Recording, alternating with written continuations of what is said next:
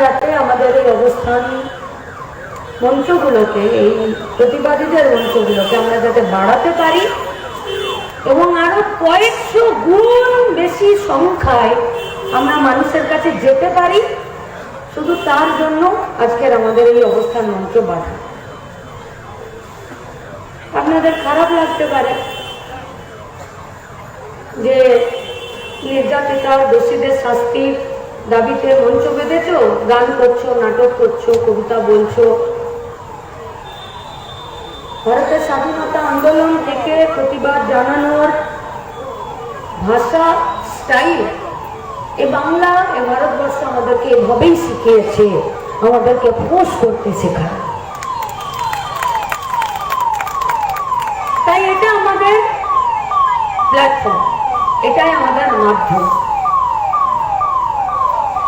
আচ্ছা, যদি আজকে আমরা এটা প্রশ্ন করি যে আরজি করের দোষীরা যদি শাস্তি পেয়ে যেত দৃষ্টান্তমূলক ভাবে, তাহলে গতকাল হাওড়া জেলা হসপিটালে ঘটনাটা ঘটতো? আচ্ছা, যদি আমিষের খুনিরা ধরা পড়ে যেত, তাহলে কি আজকে ফিরে একটা সিভিককে বলির পাঠা হতে হতো?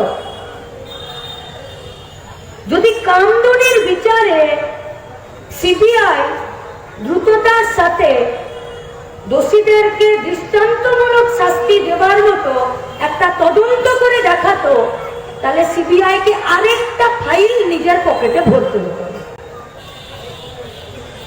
তাহলে আমাদের দাবি কি খুব অন্যায্য? আচ্ছা, আজকে সকালে হাওড়া জেলার হসপিটালের সুপার কি বলেছে? যখন ছাত্র যুবরা চেপে ধরেছে, যেটা কেন হলো, তখন সুপার বলেছেন এই সব দায় আমার, আমি যদি ঠিক না করতে পারি তাহলে আমি পদত্যাগ করে দেবো। তাই বলেছে তো 3 দিনের মধ্যে। আমরা বলছি যে আপনি যদি দোষী হিসাবে ওই ভিডিওতে যে ছেলেটিকে দেখা যাচ্ছে, শুধুমাত্র তাকে যদি শাস্তি দেওয়াটাকে আপনি যদি মনে করেন যে আমি সব দায়িত্ব নিচ্ছি আর আমি যা ব্যবস্থা গ্রহণ করার আমি করব, তাহলে আমি বলবো যে আপনি খুব চালাকির সাথে আসল দোষীদেরকে আড়াল করার জন্য আরো একটা টেকনিশিয়ানকে, আরো একটা গরিব বাড়ির ছেলেকে আপনি বলির পাঠা করছেন। আচ্ছা, আমরা যাচ্ছি না। হাওড়া জেলার এই কদমতলা বাস স্ট্যান্ডে কোন দোকানদার যদি আমাদের কথা শুনছেন, আপনি সুপারকে গিয়ে কালকে জিজ্ঞেস করুন যে ছেলেটি যখন চাকরি পেল আপনি এর কি ইন্টারভিউ নিয়েছিলেন, কি ক্রাইটেরিয়া? আচ্ছা, একে যখন চাকরিতে নিলেন, এর বেতন, এর কাজের ঘন্টা, এখন এজেন্সির মাধ্যমে এলো, এর কি দক্ষতা যোগ্যতা আপনি পরীক্ষা করলেন? আমি নিশ্চিত সুপারের কাছে কোনো জবাব থাকবে। আমার তৃতীয় প্রশ্ন হলো, আচ্ছা এখানে কেউ কলেজের লেকচারার আছেন? প্রফেসর না, অ্যাসিস্ট্যান্ট প্রফেসর না, কোন লেকচারার আছেন আজকের এই সভাতে? কেউ আছেন? তাহলে কলেজের লেকচারাররা ওনাদেরকে গিয়ে জিজ্ঞেস করুন যে আচ্ছা আপনারা যে দীর্ঘদিন ধরে কলেজগুলোতে চাকরি করছিলেন, পার্মানেন্ট সিএসসির মাধ্যমে আপনারা প্রফেসর নন, কিন্তু আপনারা লেকচারার ছিলেন, এ পশ্চিমবঙ্গে লাস্ট 13 বছরে এরকম একটা দিন হয়েছে কি যে আপনাদেরকে সরকারের নোটিশে কলকাতায় এসে আপনাকে সুগার, প্রেসার, থাইরয়েড চেক করিয়ে আর পড়ানোর জন্য ফিস সার্টিফিকেট সরকারকে জমা দিতে হয়েছে?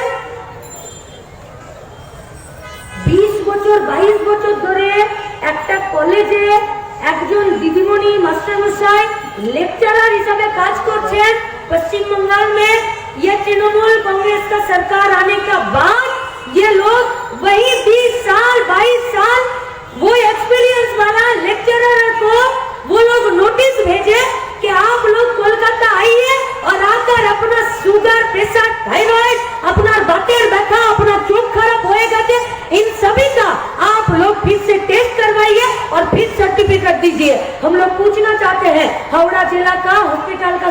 के पास कि क्या आप जो लड़का को कल वीडियो में देखा गया और आज जिसको पुलिस अरेस्ट किया, क्या उसका फिट सर्टिफिकेट आप लिए थे?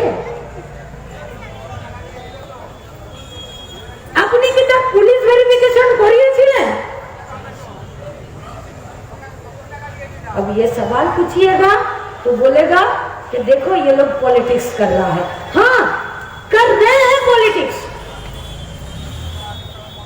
क्योंकि इसी के साथ অপরাধের প্রবণতাগুলো আমাদের মধ্যে তৈরি হচ্ছে। কাল 2:40-এ যখন এই জেলার আমাদের নেতারা আমাদেরকে ফোন করছে যে দেখো এই ধরনের ঘটনা ঘটেছে, আমরা কালকে সকালে ফিরে হসপিটালের গেটে যাব, আর সকালবেলা যখন আমরা বেরোচ্ছি এখানে আসার জন্য ততক্ষণে আরেকটা ফোন, দিদি আমরা নদিয়া থেকে বলছি, ও পাড়ার একটা আদিবাসীদের মেয়ে, ওকে পাওয়া যাচ্ছিল না, পাশের খেতে ওকে পাওয়া গেছে, ওরও একটা লেট হয়ে গেছে। কলকাতা শহর, 7 বছরের মেয়ে বাচ্চা, গোটা শরীরে কামড়ের দাগ।